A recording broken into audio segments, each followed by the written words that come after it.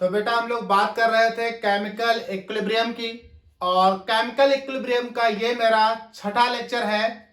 इस पार्ट में हम लोग बात करने वाले हैं ली चैटिलियर्स प्रिंसिपल। ली चैटिलियर प्रिंसिपल बड़ा कंफ्यूज करता है बच्चों को। आज की इस क्लास को देखने के बाद मैं गारंटी लेता हूं कि ली चैटिलियर प्रिंसिपल में आपको कोई प्रॉब्लम नहीं होगी। लेकिन ली चैटिलियर प्रिंसिपल को समझाने के लिए मैं जितने एग्जाम्पल लूंगा लास्ट तक, उन्हें आप जरा ध्यान से देखिएगा।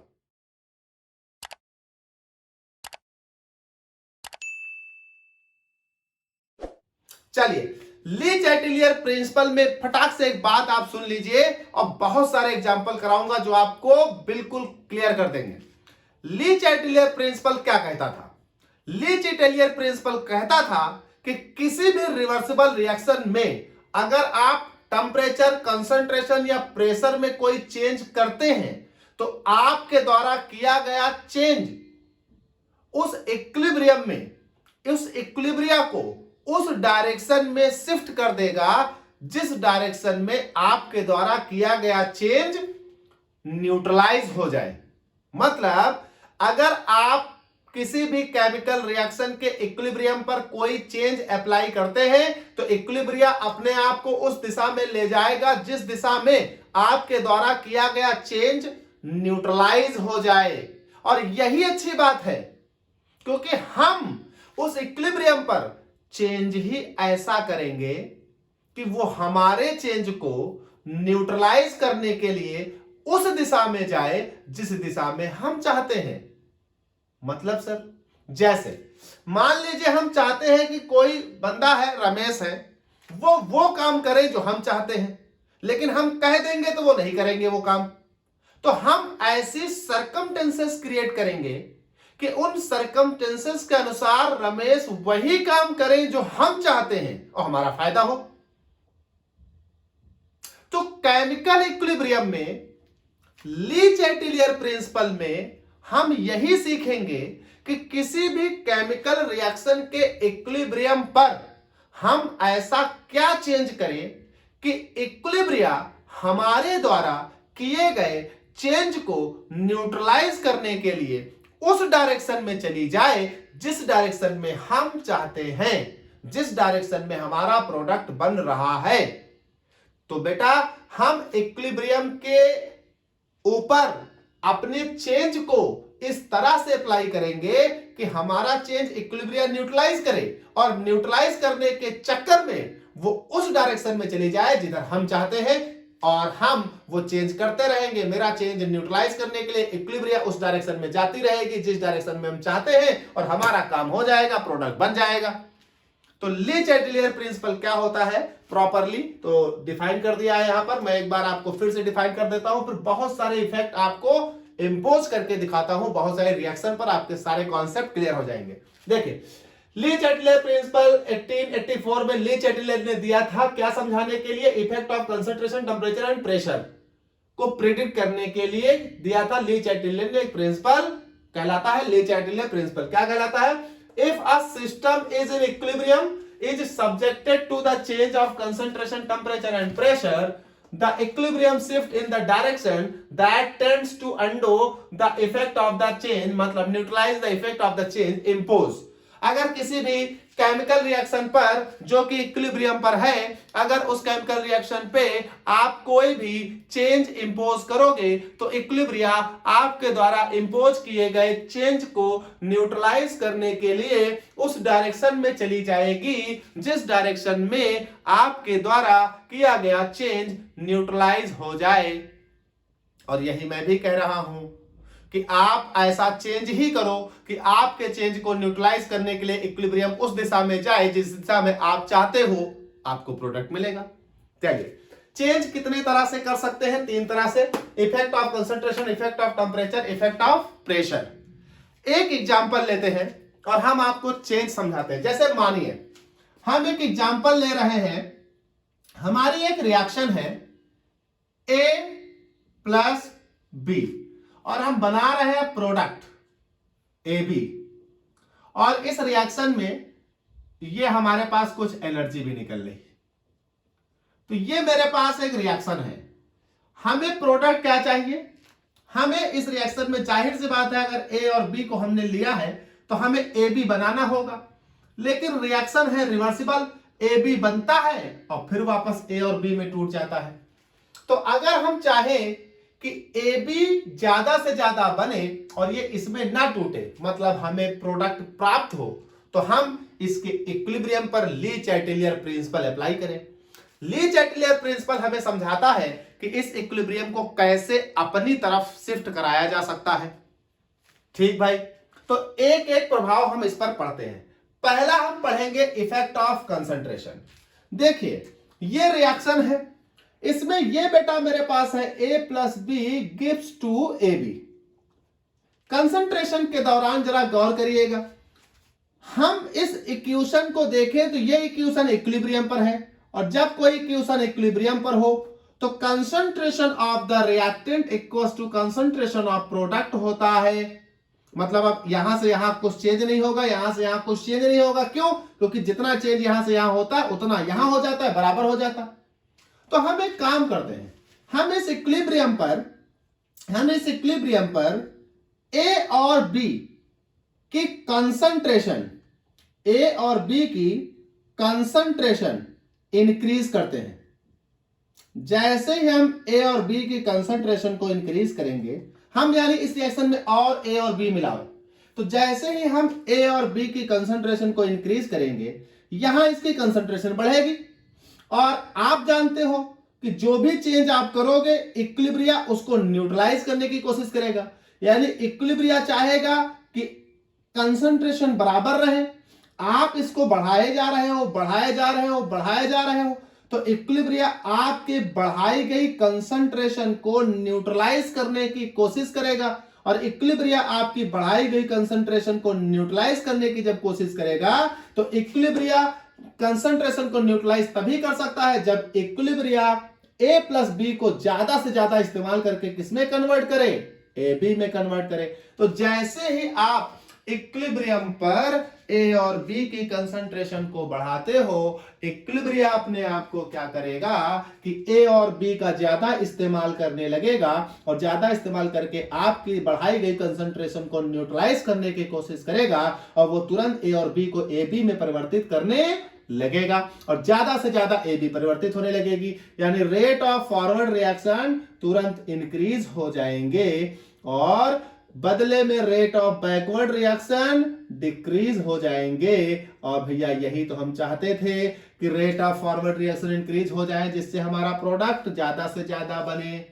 क्यों? क्योंकि ए बी ज्यादा तुम डाल रहे हो उसमें, ए बी को वो इस्तेमाल करके बना भन वो ए बी में परिवर्तित करेगा, ए बी को इस्तेमाल करो ए बी बनाओ, ए बी को इस्तेमाल करो ए बी बनाओ। क्यों? क्योंकि इसकी कंसंट्रेशन बढ़ रही है, इक्विलिब्रिया डिस्टर्ब हो रही है, तो अपने आप को सेटिस्फाई करने की कोशिश करेगी, तो ज्यादा से ज्यादा इसको इसमें कन्वर्ट करने की कोशिश करेगी, और ज्यादा से ज्यादा कन्वर्ट करेगी, rate of the forward reaction बढ़ जाएंगे, rate of the backward reaction घट जाएंगे। और हम यही चाहते थे कि हमारा ए बी ज्यादा बने और रेट ऑफ फॉरवर्ड रिएक्शन बढ़ जाए। इसका मतलब क्या हुआ कि इफेक्ट ऑफ कंसंट्रेशन तो बिल्कुल क्लियर है कि जब आप ज्यादा रिएक्टेंट लोगे तो इक्विलिब्रियम पर पहुंचने के बाद जब आप रिएक्टेंट की कंसंट्रेशन बढ़ाते जाओगे, तो रिएक्टेंट की कंसंट्रेशन जब बढ़ेगी तो उस कंसंट्रेशन को न्यूट्रलाइज करने के लिए इक्विलिब्रिया आपका उल्टा काम करता है। तो आप कंसंट्रेशन बढ़ाओगे, इक्विलिब्रिया कंसंट्रेशन घटाने की कोशिश करेगा, तो आप कंसंट्रेशन बढ़ाओगे, इक्विलिब्रिया घटाएगा, तो इक्विलिब्रिया ए और बी को कंबाइन करके प्रोडक्ट में भेजता रहेगा कि भाई इसका इक्विलिब्रिया घटाओ, क्योंकि आपका उल्टा इक्विलिब्रिया कर रहा है, प्रोडक्ट ज्यादा बनेगा। Effect of temperature, this is the important factor, this two are the important factor.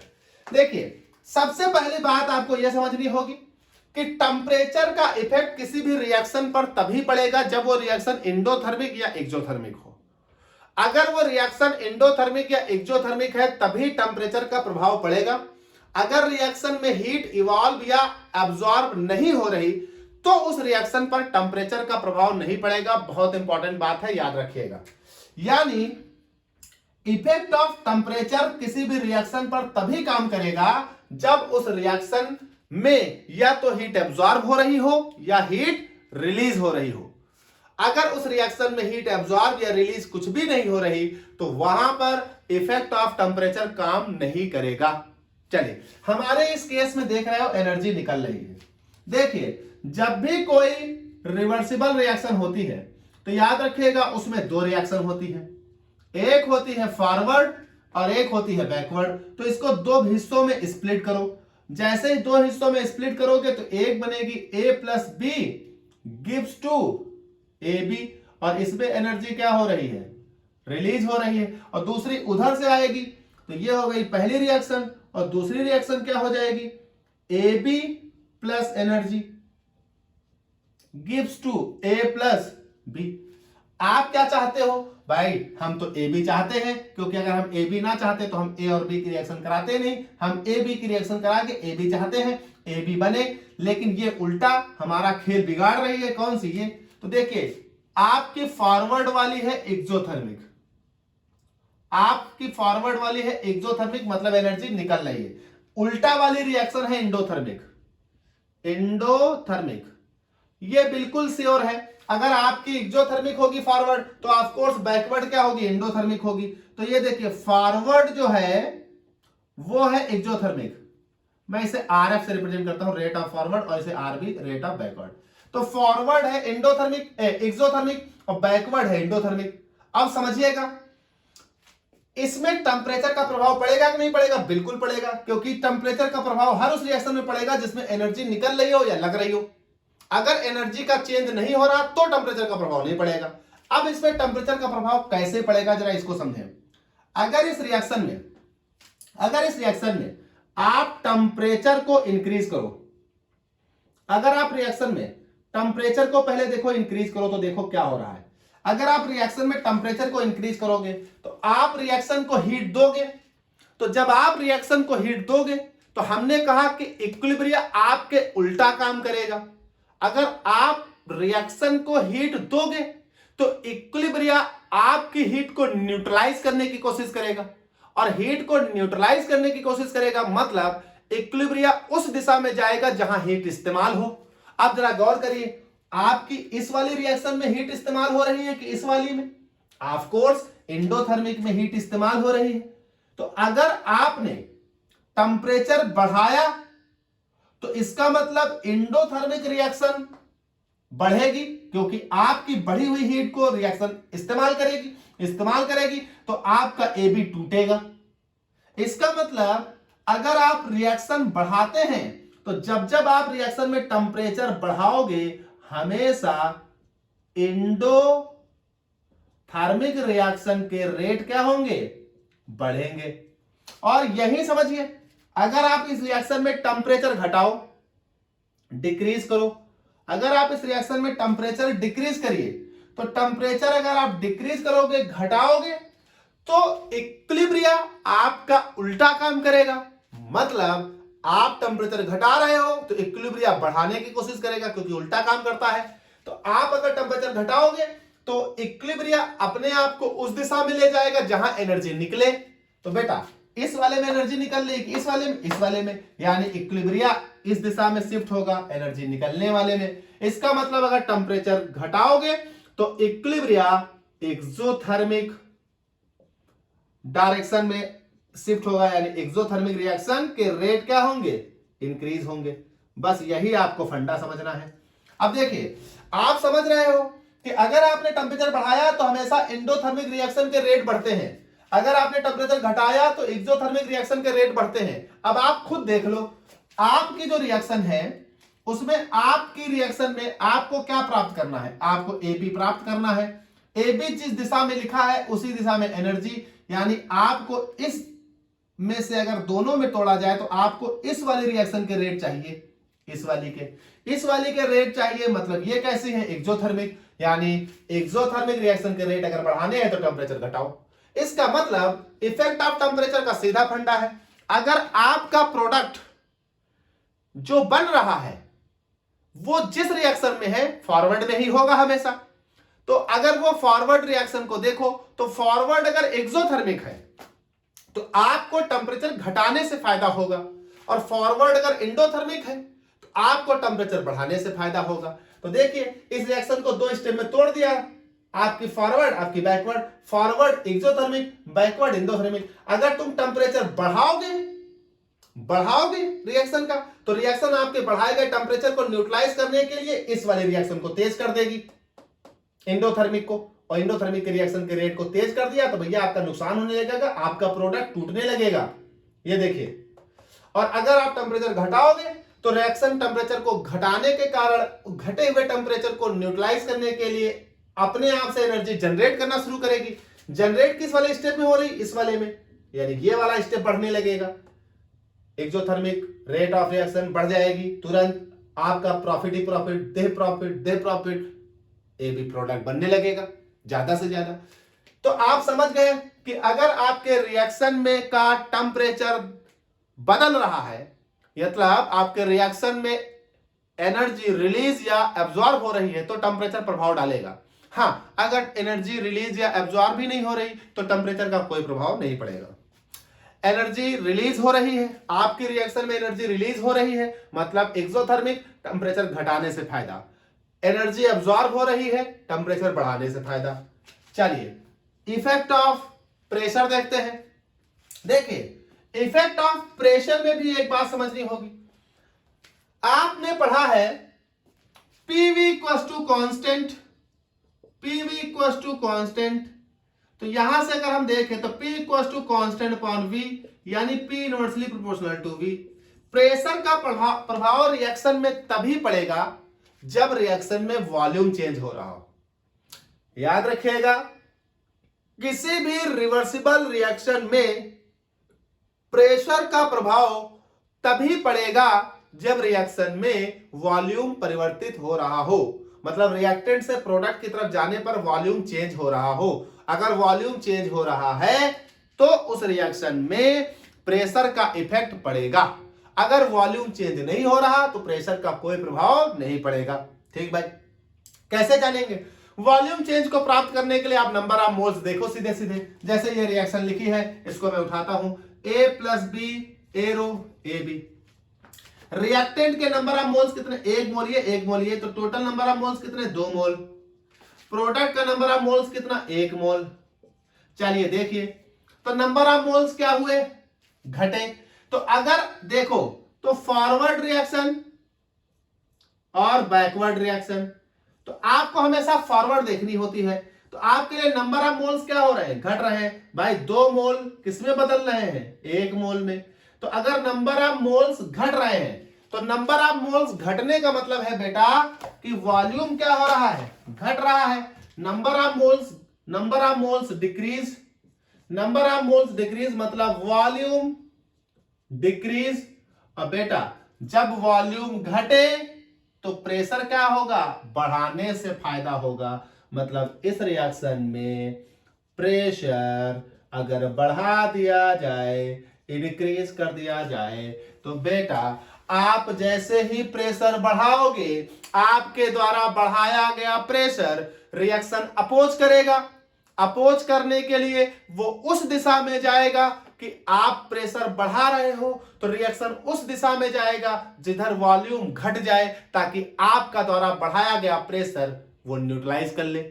तो आप जैसे प्रेशर बढ़ाओगे वॉल्यूम वो घटाने लगेगा, आपका फायदा ही फायदा। 2 मोल तुरंत 1 मोल की तरफ बदलने लगेंगे, मतलब रिएक्टेंट प्रोडक्ट की तरफ बदलने लगेगा।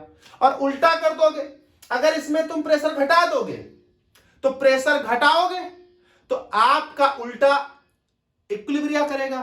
आपने प्रेशर घटाया तो इक्विलिब्रिया चाहेगा कि वॉल्यूम बढ़ जाए, क्योंकि प्रेशर घटाया वॉल्यूम बढ़ेगा। तो आप प्रेशर घटाओगे वॉल्यूम बढ़ेगा, तो ये भाई साहब टूट के इसमें बदलने लगेंगे। तो रिएक्टेंट 2 मोल है, प्रोडक्ट 1 मोल बन रहा है।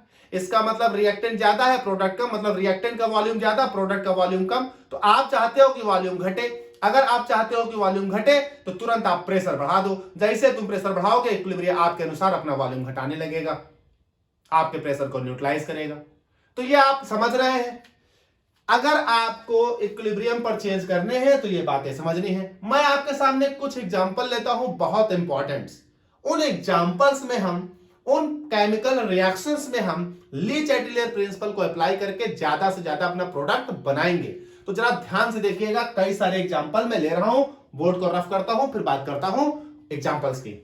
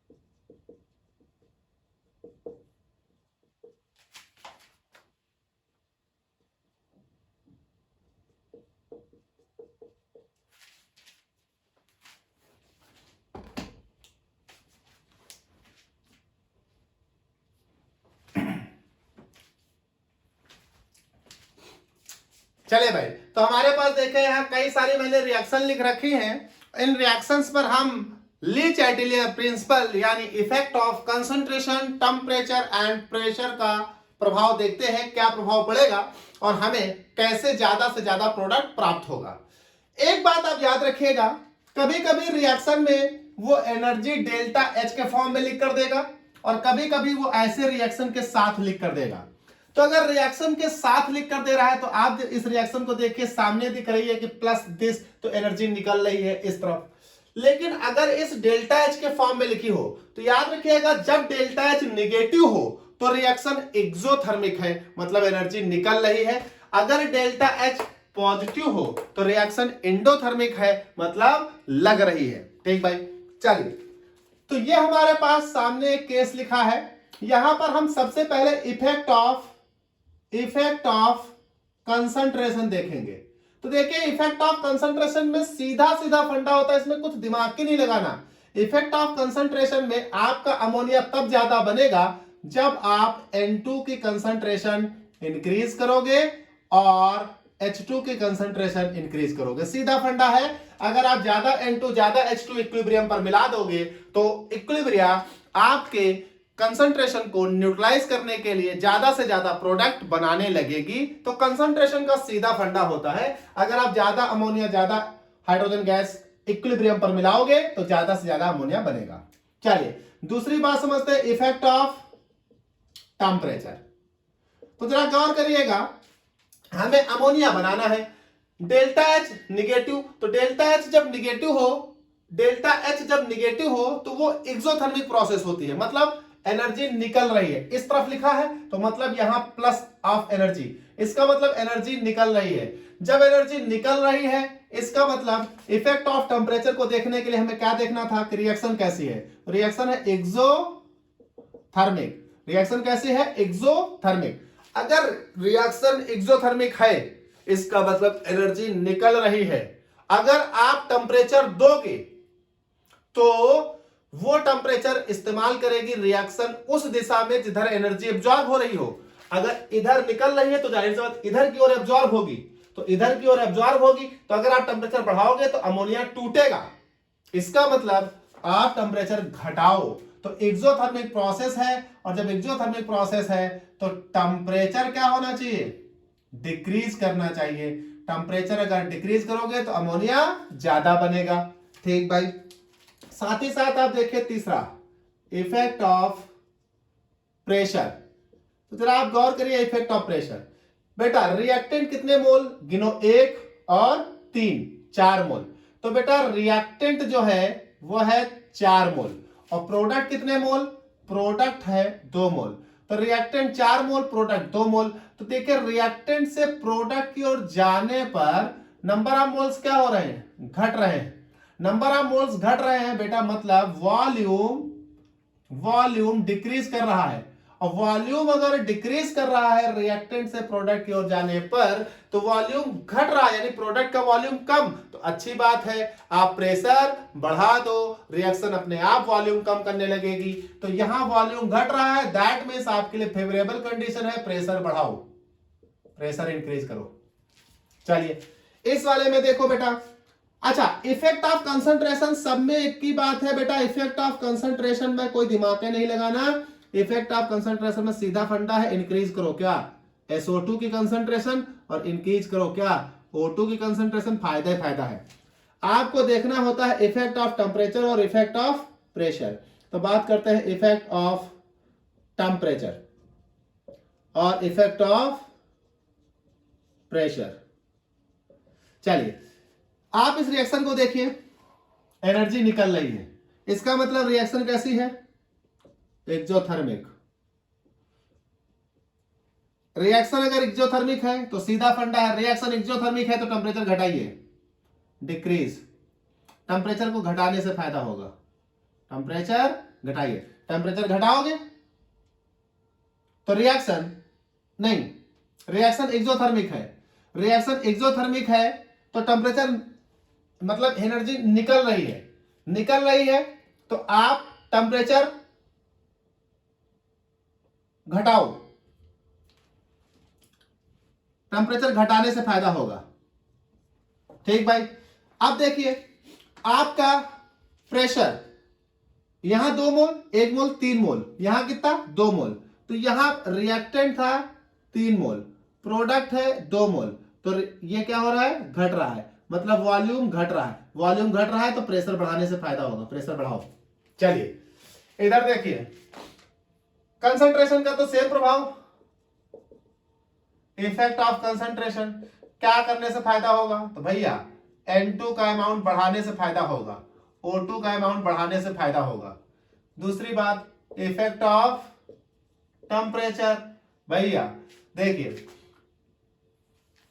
यहां प्लस लिखा है, माइनस होता तो एक्सोथर्मिक, प्लस है इसका मतलब इंडोथर्मिक प्रोसेस है, तो रिएक्शन कैसी है, इंडोथर्मिक, मतलब रिएक्शन में टेम्परेचर लग रहा है, अगर टेम्परेचर लगेगा तभी NO बनेगा, इसका मतलब तुम टेम्परेचर बढ़ाओ, फायदा है। इंडोथर्मिक है, इंडोथर्मिक है तो टेम्परेचर बढ़ाने से फायदा होगा, इंडोथर्मिक है तो टेम्परेचर बढ़ाने से फायदा होगा, इंडोथर्मिक है तो टेम्परेचर बढ़ाने से फायदा होगा।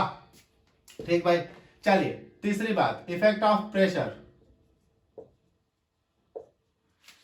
कितने मोल, कितने मोल, 1 मोल, कितने मोल, 1 मोल, कितने मोल, 2 मोल, बेटा रिएक्टेंट कितने मोल, 2 मोल, प्रोडक्ट कितने मोल, 2 मोल, कोई चेंज नहीं, मतलब वॉल्यूम में चेंज 0, मतलब डेल्टा V इक्वल टू 0, जब वॉल्यूम में चेंज 0 तो टेम्परेचर का कोई प्रभाव, प्रेशर का कोई प्रभाव नहीं पड़ेगा, तो प्रेशर हैज नो इफेक्ट, क्योंकि वॉल्यूम परिवर्तित नहीं हो रहा। चलिए इसमें आओ, देखिए effect of concentration, effect of concentration, देखिए कंसंट्रेशन का सीधा फंडा है, H2 का कंसंट्रेशन बढ़ाओ, CO का कंसंट्रेशन बढ़ाओ, H2O का कंसंट्रेशन बढ़ाओ, वेरी गुड, बहुत बढ़िया, कंसंट्रेशन बढ़ाओगे तो आपको प्रोडक्ट ज्यादा मिलेगा इक्विलिब्रियम पर। दूसरी बात इफेक्ट ऑफ टेम्परेचर, अगर आप टेम्परेचर की बात करें तो देखिए इस रिएक्शन को देखो, इस रिएक्शन को देखो, इस रिएक्शन को देखो, ये देखिए ये रिएक्शन हमारी इंडोथर्मिक है, अगर रिएक्शन इंडोथर्मिक है तो अभी आपको हमने समझाया इंडोथर्मिक होगा तो टेम्परेचर बढ़ाना होगा, अगर इंडोथर्मिक है तो टेम्परेचर बढ़ाने से फायदा होगा, इंडोथर्मिक है तो टेम्परेचर बढ़ाना होगा। देखिए इधर से उधर जाने पर हीट लग रही, अगर आप और ज्यादा टेम्परेचर दोगे तो आपके दिए गए टेम्परेचर को रिएक्शन इस्तेमाल करेगा और इस्तेमाल करके उस दिशा में जाएगा जिधर टेम्परेचर इस्तेमाल हो रहा हो, तो इसी दिशा में टेम्परेचर इस्तेमाल हो रहा है, इंडोथर्मिक है तो वो उसी दिशा में भागेगी, आपका प्रोडक्ट ज्यादा बनेगा। तीसरी बात इफेक्ट ऑफ प्रेशर, प्रेशर देखिए 1 मोल, 2 मोल, 3 मोल, इधर 2 मोल, 3 मोल, तो रिएक्टेंट कितने मोल, 3 मोल, प्रोडक्ट कितने मोल, 3 मोल, कोई चेंज वॉल्यूम में नहीं, वॉल्यूम चेंज 0, तो प्रेशर का कोई प्रभाव नहीं पड़ेगा, प्रेशर हैज नो इफेक्ट। फिर से समझ लीजिए, अगर किसी रिएक्शन में एक्जोथर्मिक है, हीट बाहर निकल रही है, तो आप अगर टेम्परेचर बढ़ा दोगे तो होगा क्या, आपके बढ़ाए गए टेम्परेचर को रिएक्शन इस्तेमाल करेगी। चूंकि आपकी एक्जोथर्मिक रिएक्शन है, बाहर निकल रही, तो उल्टा वाली इंडो होगी। अगर आप टेम्परेचर बढ़ा दोगे तो इस्तेमाल करने लगेगी, मतलब इंडो वाली ज्यादा होने लगेगी, तो उल्टा रिएक्शन ज्यादा होने लगेगी। तो सीधा सा फंडा है कि अगर आपकी रिएक्शन एक्सो हो तो टेम्परेचर घटाओ, रिएक्शन इंडो हो तो टेम्परेचर बढ़ाओ। अगर वॉल्यूम रिएक्शन में रिएक्टेंट से प्रोडक्ट की तरफ जाने पर वॉल्यूम घट रहा हो तो प्रेशर बढ़ाओ, अगर वॉल्यूम बढ़ रहा हो तो प्रेशर घटाओ। अगर वॉल्यूम में कोई चेंज नहीं है तो प्रेशर का कोई प्रभाव नहीं पड़ेगा। और कंसंट्रेशन का सीधा फंडा है कि कंसंट्रेशन रिएक्टेंट का जब जब बढ़ाओगे आपका फायदा ही फायदा होगा, रिएक्शन में ज्यादा प्रोडक्ट बनेगा। तो ये होता है ली चैटेलियर प्रिंसिपल।